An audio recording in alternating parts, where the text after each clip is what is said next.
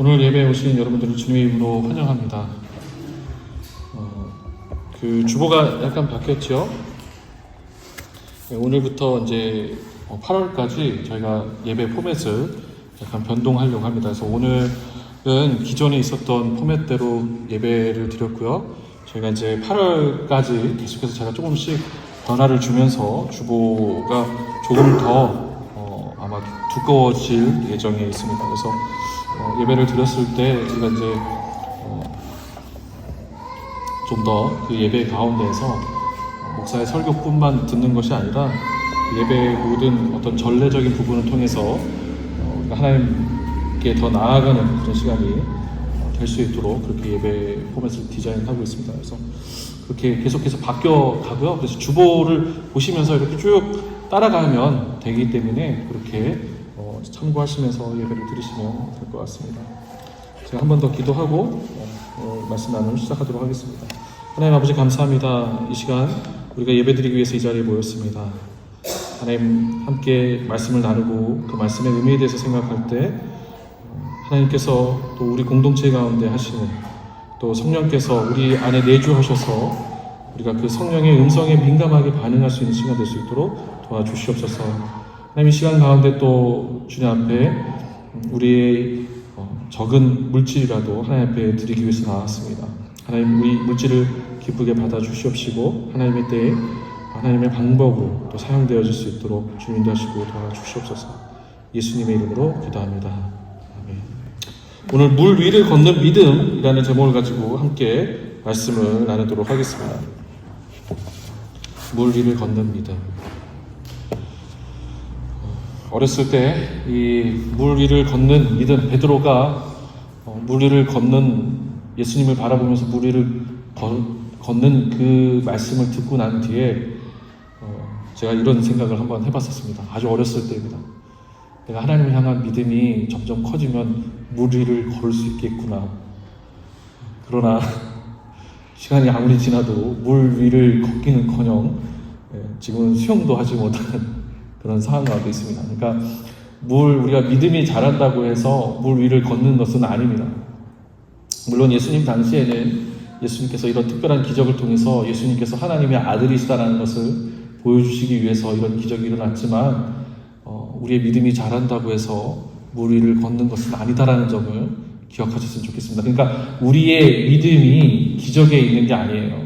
우리의 믿음은 예수님께서 삶 가운데 행하신 것을 믿는 것, 그 가운데에서 하나님 나라를 세우시고 하나님 나라를 말씀하시고 그 하나님 나라 백성으로서 사는 것에 우리의 믿음이 있다는 것을 기억하셨으면 좋겠습니다.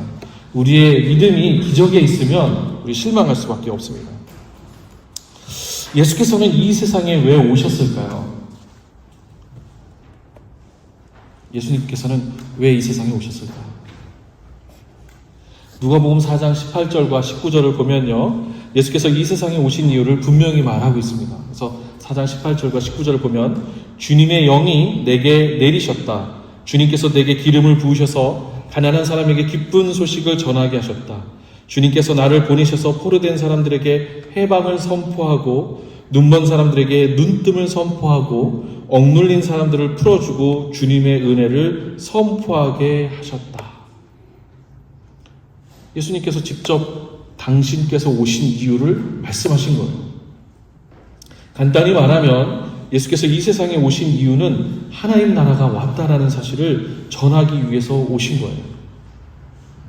그러면 하나님 나라는 어떤 나라인가요? 방금 전 누가복음 4장 18절에서 예수께서 말씀하신 것처럼 이 하나님 나라는 하나님의 은혜로 부족한 사람들, 뭔가 삶 가운데 우리의 생활 가운데 부족한 사람들, 또 무엇인가에 포로가 된 사람들, 눈먼 사람들, 그리고 억눌린 사람들과 이 사람들이 갖고 있는 어떤 부족함과 억눌림 그리고 포로됨이 풀리는 나라가 바로 하나님 나라예요. 마태복음 5장에서도 이런 얘기를 하고 있죠. 예수님께서 산상수훈을 말씀하시면서 복 있는 사람들이 어떤 사람인지에 대해서 말씀하셨어요. 우리가 생각할 때 복 있는 사람들은 돈도 많고 명예도 갖고 있고 권력과 힘을 갖고 있는 사람이 복 있는 사람이라고 우리가 생각하고 있지만 예수님께서 말씀하신 복 있는 사람은 그런 사람들이 아니었어요. 예수님 말씀하신 복 있는 사람은 영원하신 하나님 나라 안에 거하는 사람, 영원하신 하나님과 평생에 걸쳐서 계속해서 영생의 기쁨을 누리는 사람이 복 있는 사람. 내가 지금 당장은 물질을 많이 갖고 있고 명예와 힘을 갖고 있다라면 내 삶 가운데 평안함이 있죠. 편리는 있을 수 있어요. 그러나 그것이 영원할까요? 영원하지 않아요. 영원한 것은 그 하나님과의 교제 가운데로 들어가는 거예요.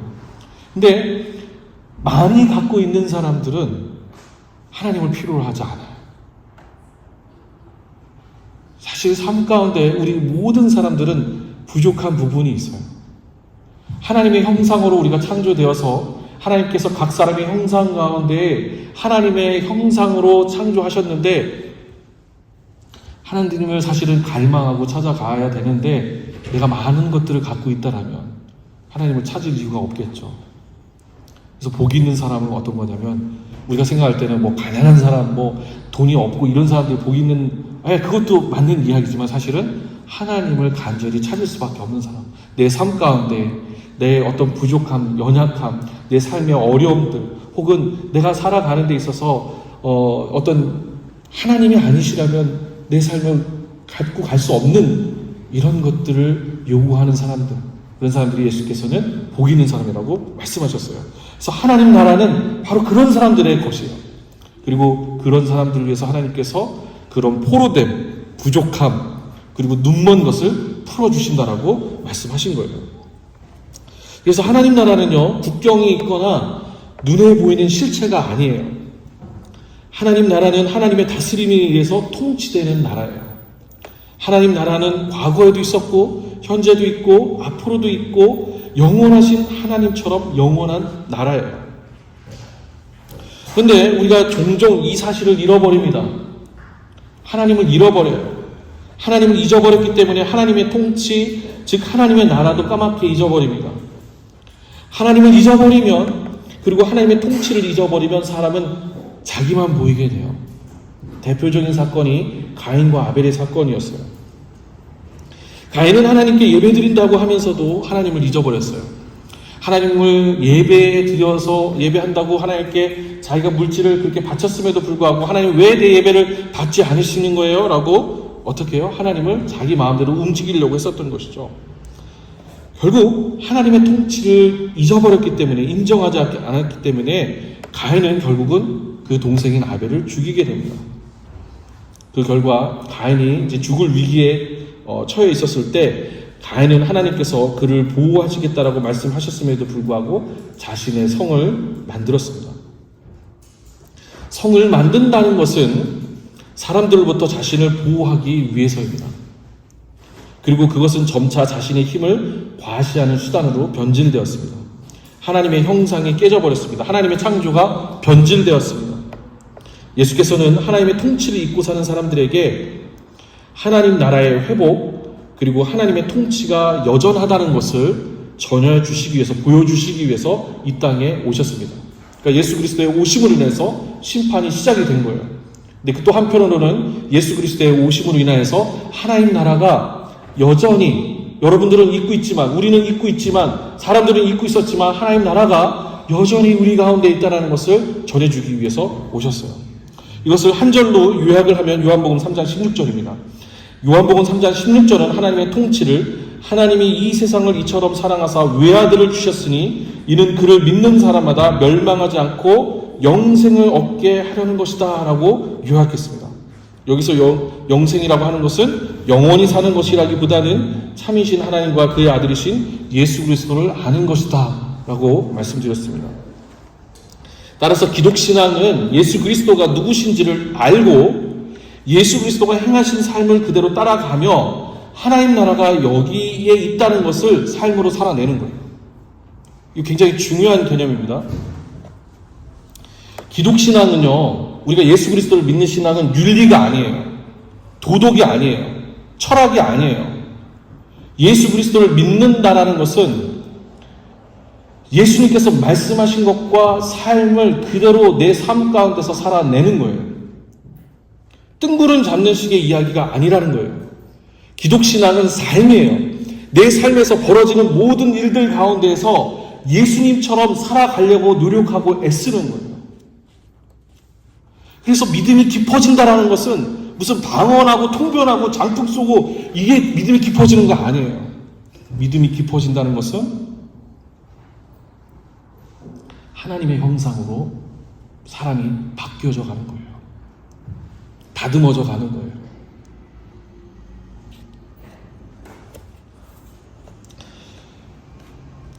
기독신앙은 삶입니다. 뜬구름을 잡는 식의 이야기가 아니라는 것입니다. 내가 살고 있는 삶의 이야기, 그리고 예수 그리스도를 만남으로써 삶을 어떻게 살아내고 있느냐가 기독신앙입니다. 예수께서는 제자들에게 삶을 어떻게 살아내야 할지를 계속해서 가르치시고자 했어요. 그렇기 때문에 예수님께서는 제자들과 3년 동안 삶을 함께 살면서 동행하셨어요. 예수님께서는 제자들에게 지식을 가르치려고 한 게 아니에요. 3년 동안 동행하시면서 어떻게 하나님 나라를 소유한 사람들, 하나님 나라 안에서 복음을 살아내는 사람들, 거듭난 사람들이 어떻게 살아내야 되는지를 말씀해 보여주신 거예요. 그 첫 번째가 아니고 오늘 본문 역시도 그 관점에서 본문을 바라봐야 돼요. 자, 오늘 본문 이전에 제자들은요, 예수께서 5,000명을 먹이신 사건을 눈으로 목격했어요. 이게 남자만 5,000명이기 때문에 실질적으로는 여기다 최소 곱하기 3 이상 해야 되는 거예요. 그러면 15,000명이나 되는 사람들이 예수님께서 베푸신 기적을 통해서 배불리 먹었어요. 물론 이전에도요, 예수께서는 종종 기적을 베푸심으로 당신께서 하나님의 아들이시다는 것을 제자들에게 보여주셨어요. 예수께서 기적을 베푸실 때마다 제자들은 덩달아서 어깨가 으쓱해졌어요. 하지만 제자들은요, 제자들이 직접 기적을 일으킨 것이 아니기 때문에 제자들은요, 기적을 실감할 수가 없었어요. 예수님께서 사람을 일으키시고 이렇게 하셨을 때, 야, 우리 예수님 대단하신 분이시다. 하지만 그 기적을 내 몸으로 직접 실감할 수 없었던 거죠. 그렇지만 5,000명을 먹이신 사건은 좀 달랐어요. 제자들은요, 빵과 물고기를, 예수님께서 축사하신 빵과 물고기를 제자들이 직접 날랐어요. 제자들이 빵과 물고기를 직접 날랐다는 것은 제자들이 직접적으로 기적의 효과를 누린 것과 같았어요. 생각해 보십시오. 먹을 것을 내 손을 통해서 나눠줍니다. 제자들을 한번 생각해 보세요. 사람들이 막 모여있어요. 한 몇만 명이 모여있어요. 한 15,000명 정도가 모였는데 제자들이 예수님께서 축사하시고 가서 나눠줘라 라고 얘기했었을 때 제자들이 이 광주리에 빵하고 물고기를 담아서 막 사람들한테 나눠주는 거예요. 그러면 사람들이 어떻게 해요? 이곳저곳에서 내게 먹을 것을 주십시오라고 막 요청을 하죠. 그러면 어떻습니까? 이 광주리를 들면서 좀 어깨가 으쓱해질 뿐만 아니라 내가 베푼 기적은 아니지만 내가 직접 주는 거하고 같지 않습니까? 여러분 이런 경험 없으세요? 이 가끔씩 우리가 퍼레이드 축제가 있지 않습니까? 그럼 그때 캔디를 막 나눠주지 않습니까? 캔디를 나눠줄 때 캔디를 갖고 있는 사람의 손을 보지 않습니까? 내게도 자비를 베푸셔서 캔디를 하나 주십시오. 내 아이에게도 캔디를 먹여야 되는데 그거를 받으려고 손을 베풀어서 자비를 베풀어 주십시오. 긍휼을 베풀어 주십시오. 여러분 이런 경험 없으세요? 여러분 동네에서는 축제가 없으신가요? 저희 동네에서는 축제가 벌어지면 제가 항상 꼬마 둘을 데리고, 예전에는 4명을 데리고 갔는데 이제 2명은 안 가고 꼬마 2명을 데리고 가서 그 스트리트에서 앉아있어서 내게 자비를 베풀어 주셔서 내게 캔디에 은총을 주십시오. 근데 캔디를 막 받으면 탁탁 아빠가 어깨 으쓱해지고, 야 봐라 이거 봐, 여기 오니까 이런 일이 일어나지 않느냐. 오래전에 인도에 단기 선교를 간 적이 있었어요. 우리가 인도 사람들을 잘 모르죠. 그래서 우리가 인종적으로만 편견을 갖습니다. 근데 인도에 가면요, 생각이 완전히 달라져요. 엄청난 나라예요. 그런데 제가 한 번은 그 인도 선교에 가서 시크교도가 운영하는 암리차르라는 지역에 가서 시크교도가 운영하는 그 사원에 밥을 먹으러 갔어요. 동시에 수천 명이 밥을 먹을 수 있어요. 무료로 밥을 먹을 수 있어요. 그곳을 운영하는 것이 신도들이 헌금을 해서 그렇게 운영을 하는 거예요. 근데 밥때가 되면요, 무료로 밥을 먹을 수 있으니까 밥때가 되면 조그마한 이 식판을 받아가지고 이렇게 자리에 앉는 거예요. 철퍼덕하고 앉아있으면 급식하시는 분들이 어깨에 힘을 딱 주고 나타나요. 그래서 딱 두구두구 나타나면서 똑바로 앉으라고, 똑바로 앉으라고 줄을 맞춰요. 줄을 맞춰서 이렇게 쭉 앉아있어요. 그러면 이분들이 헌금하신 건 아니잖아요. 그냥 거기서 일하시는 자원봉사 하시는 분들이거든요. 근데 밥을 나눠주니까 어떻게 하냐면 줄을 똑바로 쓰라고 하고, 밥을 받을 때는 두 손으로 받으라고 얘기를 해요. 그래서 식판을 들고 있다가 두 손으로 이렇게 있으면 하루에 한 바가지 톡, 그 다음에 난 같은 거 이렇게 톡 이렇게 주고 가시는 거예요. 밥 한 끼 얻어 먹으려면 두 손으로 공손하게 앉아서 밥을 먹습니다. 예수의 제자들 역시 크게 다르지 않았을 것입니다. 어깨가 올라가는 거죠. 내가 일으킨 기적은 아니지만 기적을 일으키신 예수의 후광을 누리는 것입니다. 문제는 예수께서 오신 이유는 예수를 믿는 믿음을 통해서 어깨가 으쓱해지는 자리가 아니라는 거예요. 그러니까 예수님께서 사실은 제자들이 어깨가 으쓱해지라고, 제자들이 힘을 갖고 있으라고, 너희들이 기적을 베품을 통해서 사람들 위에 올라가 있으라고 예수님께서 그런 기적을 베푸신 것이 아니라는 거예요.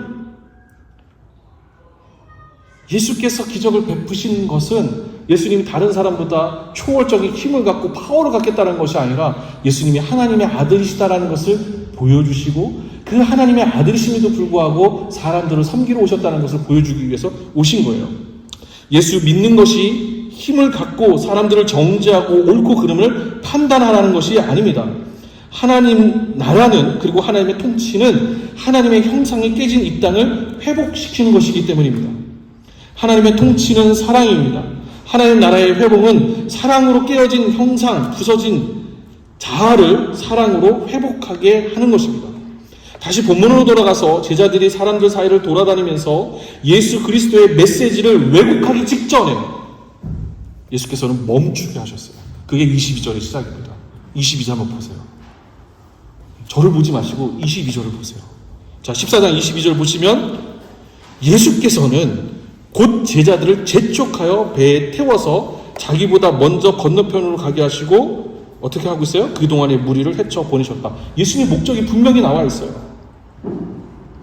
예수께서는요, 제자들을 재촉하고 강제에 배에 태워서 갈릴리 호수편으로 건너가게 하신 거예요. 제자들이 가고 싶어서 간 게 아니에요. 예수님께서 빨리 가란 말이야. 빨리 여기 있는 사람은 다 흩어져 버려. 이렇게 얘기하신 거예요. 예수의 제자는 힘을 갖고 힘을 행사하는 자리가 아니라 사랑이 도래했음을 삶으로 살아내는 자리이기 때문에 예수께서는 급하게 제자들을 움직이시는 거예요. 제자들의 어깨가 올라가기 전에, 제자들이 밥을 주는 권세를 행하기 전에 빨리 가라! 바다를 건너서 빨리 건너편으로 가라고 말씀하셨어요. 23절 보세요. 무리를 헤쳐 보내신 뒤에 예수께서는 따로 기도하시려고 산에 올라가셨다. 날이 이미 저물었을 때 예수께서는 홀로 거기에 계셨다. 예수께서는 무리를 헤쳐 보내셨어요. 예수님의 목적이 파워를 갖는 것이라면, 예수님의 목적이 힘을 갖고 사람들을 지배하는 것이라면 예수님께서는 무리를 모으셨을 거예요. 그러나 예수님 목적은 그게 아니었어요. 무리를 헤쳐 보내셨어요. 그리고 홀로 기도하셨어요. 여기서 잠깐 기도 이야기를 하면 예수께서는 종종 기적을 베푸시고 난 뒤에 따로 기도 시간을 가지셨어요. 예수는 뭐라고 기도하셨을까요? 예수님 뭐라고 기도하셨을까요? 한번 상상해 보십시오. 어떤 기도를 하셨을까요?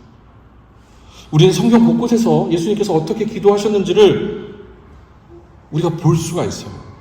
대표적으로 주님의 기도가 있어요. 주님이 가르쳐주신 주 기도문이 있어요. 그 주 기도문을 보면 예수님께서 어떤 식으로 기도하셨는지를 우리가 알 수가 있어요.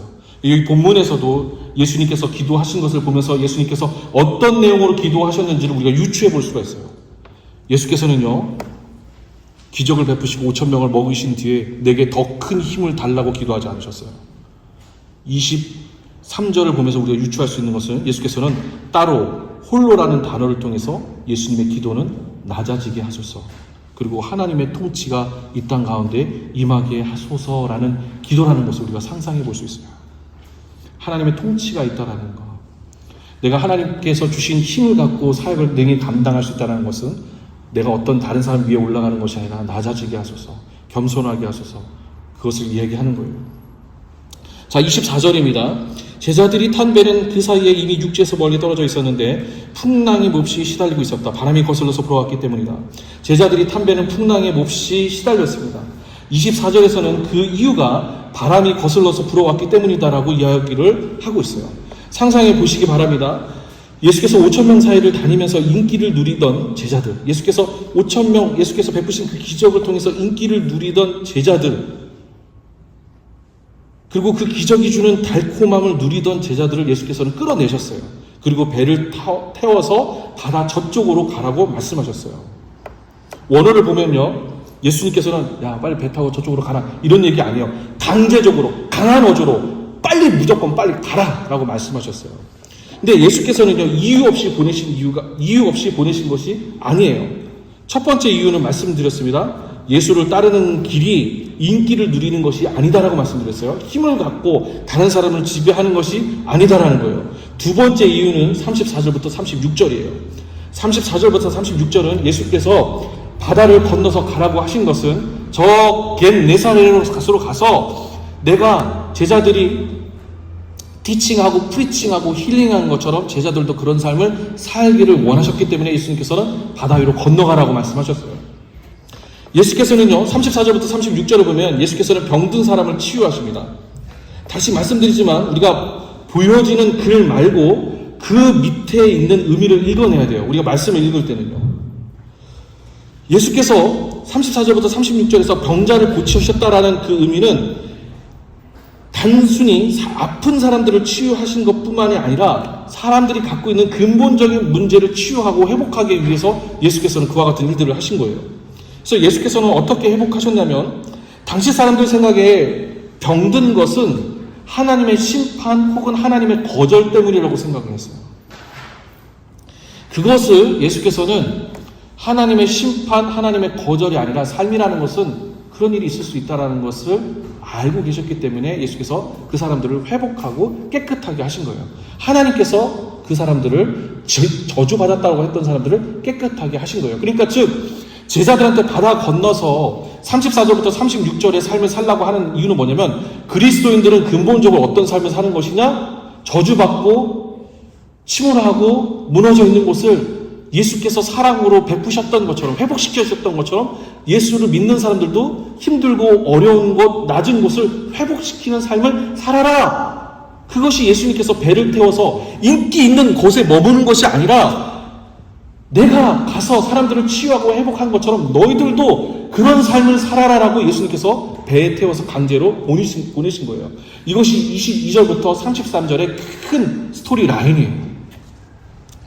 자, 예수께서 제자들만 배에 태워서 바다를 건너가라고 하신 것은 앞으로 제자들이 해야 할 일을 하라는 것입니다. 자, 이 본문의 구조를 이제 우리가 전체적으로 또 한번 살펴보면요. 이 22절부터 33절의 구조를 보면요. 마치 예수께서 십자가에 달리기 전 상황과 상당히 유사합니다. 십자가에 달리실 때에도 예수님께서 십자가에 달리실 때에도 누가 등장하죠? 베드로가 등장해요. 그래서 예수님 부인해요. 근데 여기에서도 이 본문에서도 베드로가 등장을 하는데 베드로가 예수님을 따르려다가 어떻게 해요? 실족하고 물에 빠지는 장면이 나와 있어요. 상당히 지금 비슷한 이야기를 하고 있다는 거예요. 자, 식사를 나누는 자리가 있었어요. 밥을 나누는 자리가 있었고 그리고 제자들은 산 아래 예수께서는 홀로 산에서 기도하셨어요. 그리고 예수께서는 십자가에 달리셨어요. 그게 마태복음 후반전에 있었던 얘기인 거예요. 즉 바다를 건너가라고 하신 것은 예수님께서 그냥 단순히 빨리 저쪽으로 이동해라라는 의미가 아니라 이제 앞으로 제자들이 예수께서 하신 일을 예수께서 사셨던 것처럼 살아내야 한다는 것을 보여주고 계신 거예요. 자, 이것이 지금 예수님께서 건너가라고 얘기하신 거죠. 문제는요, 바다를 건너는 것이 결코 쉽지 않다라는 거예요. 24절이 그런 모습을 잘 보여줍니다. 제자들이 탄 배는 그 사이에 이미 육지에서 멀리 떨어져 있었는데 풍랑에 몹시 시달리고 있었다. 바람이 거슬러서 불어왔기 때문이다. 육지에서 멀리 떨어져 있었다. 풍랑에 몹시 시달렸다. 바람이 거슬러서 불어왔다. 이것이 어떤 의미를 갖고 있습니까? 돌아갈 수 없다라는 것을 이야기해요. 그렇다고 앞으로 갈 수 있느냐? 앞으로 가는 것도 쉽지 않다라는 것을 보여주고 있어요. 계속해서 흔들립니다. 그럼 제자들이 어떻게 했을까요? 다시 한번 생각해 보세요. 우리 기독신앙을 생각해 보십시오. 주일날 여기까지 와서 예배하는 여러분, 예수를 믿기 전으로 돌아가려고 하니까 어떻습니까? 너무 멀리 왔어요. 예수를 믿기 전으로 돌아가려고 하니까. 예수를 좀 더 적극적으로 믿고 따르려고 하니까 어때요? 이거 삶이 도대체 불안하고 신앙인의 삶이 내가 진짜 이렇게 산다고 해서 과연 이 세상 가운데서 살아갈 수 있을까?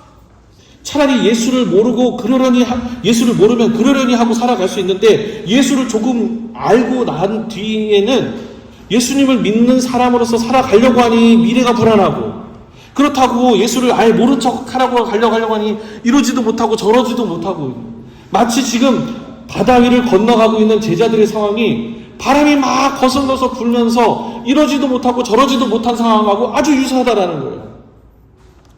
예수를 믿는다는 것, 가난한 자에게, 옥눈한 자에게, 눈먼 자에게, 포로된 자에게 하나님의 은혜를 선포하러 왔다는 예수의 말씀이 들리면, 그래서 신앙생활에 눈이 떠지고 본 어게인, 즉 다시 태어나게 되면 옛날로 돌아가기는 어려워요. 적어도 우리 안에 종교적인 체험과 또 하나님께서 하신 일들을 경험했으니까요. 그렇다고 바다 건너편으로 가기에는 너무 힘이 들어요. 내 이웃을 내 몸과 같이 사랑하려고 하다 보니까, 우리 가운데 하나님께서 거하시게 하기 위해서 살아가려고 하다 보니까 내가 무너져 버릴 때가 한두 번이 아니지 않습니까? 그렇지 않습니까?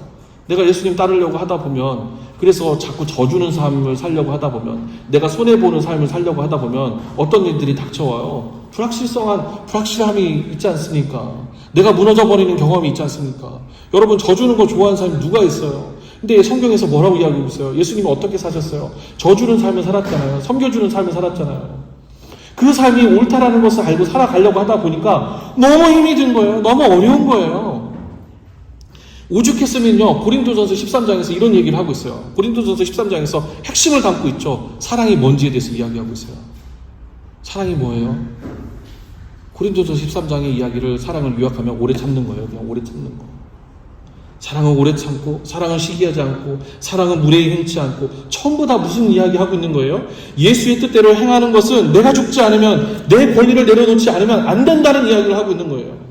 제자들이 놓인 상황이 바로 이런 상황 가운데 있어요. 밴쿠버식으로 이야기하자면 예수를 따른다는 것이 어떤 이야기를 얘기하는 것이냐면, 집을 샀는데 집값이 안정이 되도록 기도하는 것, 내가 손해보더라도 렌트비를 적게 받으려고 하는 것, 인종차별하지 않고 사람들을 무시하지 않고 남을 나보다 더 낫게 여기는 것, 빛과 소금의 삶을 살려고 하는 것, 이게 옳다는 것을 알면서도 얼마나 어려운 일들이에요.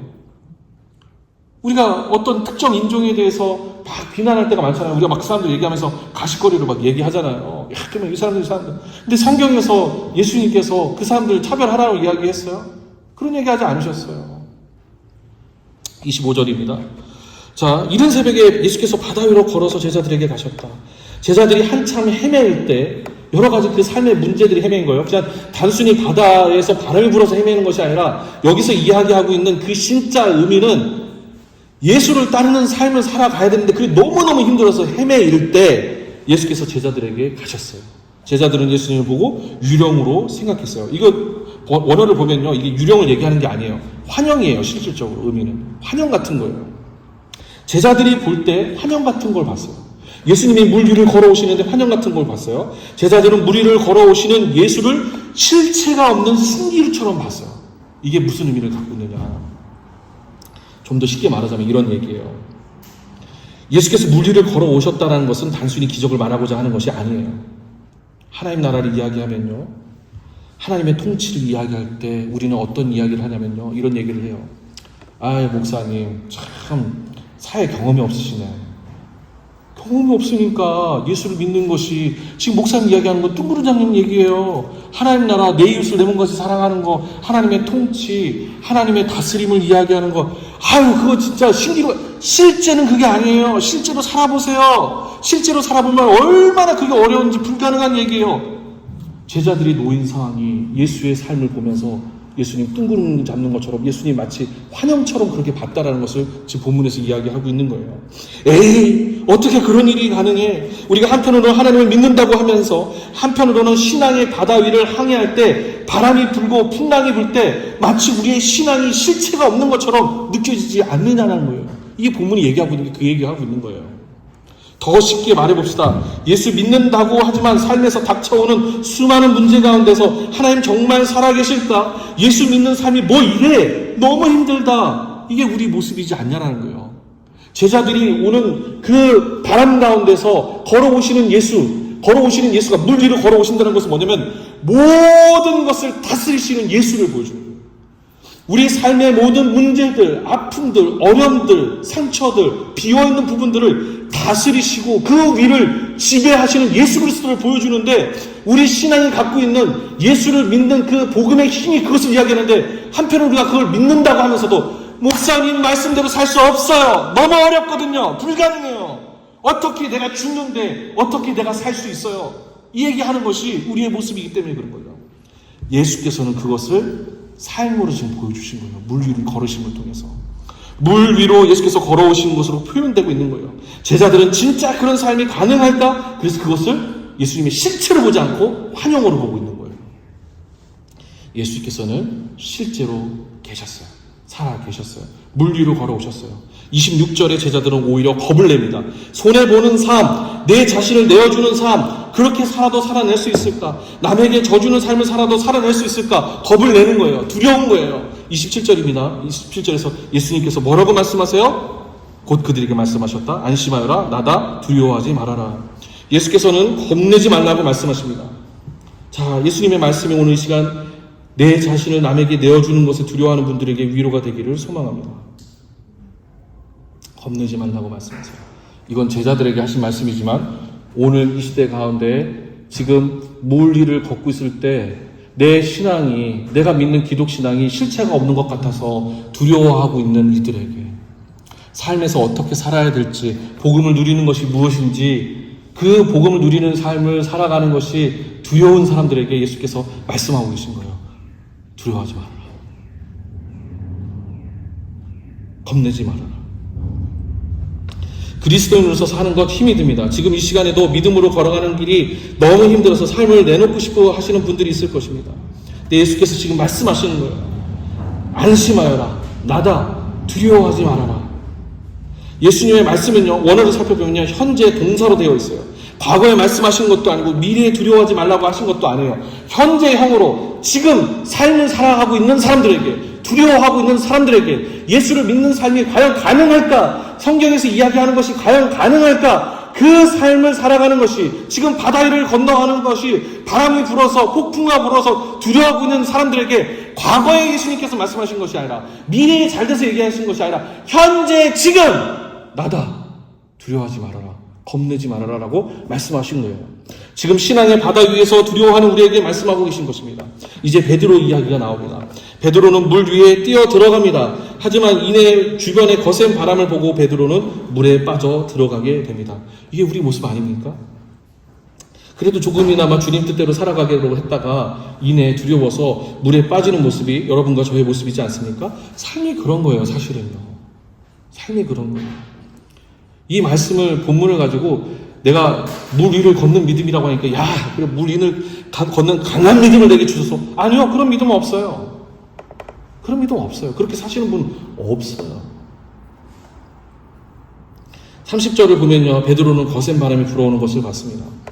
베드로는요, 거센 바람 속에서 자기가 없어질까 두려웠어요. 내가 지금까지 쌓아온 것이 다 무너질까 두려웠어요. 여러분, 물속에 빠져보신 적 있으세요? 물속에 빠져보신 분 있으세요?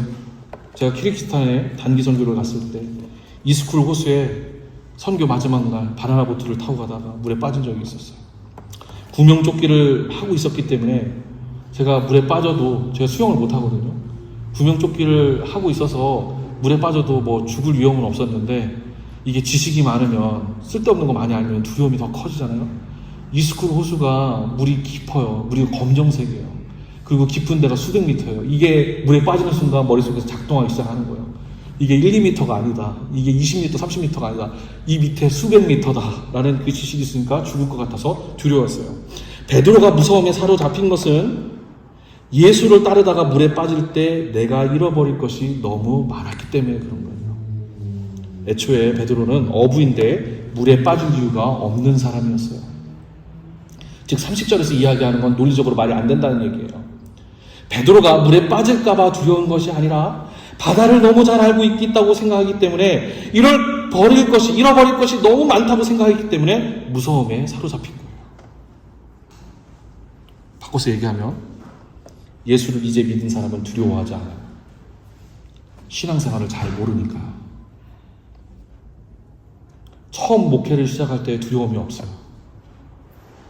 그래서 전도사 수를 받았을 때 전도사를 보면 눈에 보이는 것이 없어요. 막 믿음으로 막 뜨거워져서 신학교 1학년 때 와서 막 모르니까 막 말씀 전하고, 그리고 뭐 유성 저기 터미널 앞에 가가지고 쭈르륵 저기 예수 믿으십시오, 예수를 믿으십시오 막 그 노방 전도하러 다니고 두려움이 없어요. 그러나 이제 목사가 된 다음부터 H마트 죽어도 안 나가죠.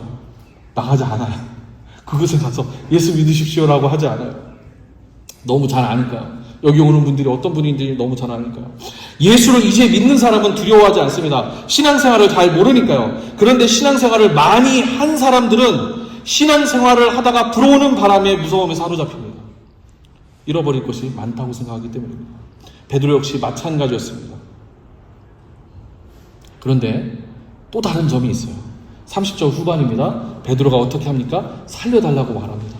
31절입니다. 예수께서 베드로를 살리십니다. 베드로는 물에 빠졌지만, 그래서 살려달라고 했지만 예수님께 매몰차게 추궁당하지 않습니다. 우리 모습이 이렇습니다. 베드로의 이런 모습은 앞으로 십자가 사건과 오버랩되기도 합니다. 무리를 걷다가 실패해도 예수께서는 우리를 거절하지 않으십니다. 신앙생활을 하다가 돌아가도 예수께서는 우리를 책망하지 않으십니다. 그래서 여러분, 믿음으로 사는 것에 여러분 너무 두려워하지 마세요. 믿음으로 살다가 실패해도 괜찮아요. 여러분 믿음을 가지시기 바랍니다. 예수께서 손을 내밀어 붙잡아 주십니다. 제게 있어서 무리를 걷는 믿음은 당당하게 무리를 걷는 기적이 아니라 물에 빠져 죽을 것 같아 무서워하는 저를 예수께서 괜찮아 영진아 괜찮아 겁먹지 말고 다시 일어나서 다시 물 밖에 나서 내가 너를 건져줄 테니까 다시 걸어가, 계속해서 삶을 살아가, 계속해서 목회를 이어가, 계속해서 가, 조금 더디 가도 돼, 느려도 돼, 특별한 일을 일으키지 않아도 돼, 그냥 삶에서 삶으로 살아내. 여러분, 무리를 걷는 믿음은 두려움이 없는 믿음이 아닙니다. 두려워도 예수님께 외치는 믿음, 넘어져도 다시 손 내밀 수 있는 믿음, 그리고 예수님께서 결코 우리를 놓지 않으신다는 것을 믿는 믿음입니다. 이 믿음으로 이번 주도 주님은 손을 꼭 붙잡고 걸어가시는 여러분이 되시기를 주의 이름으로 축원합니다. 다 같이 일어나셔서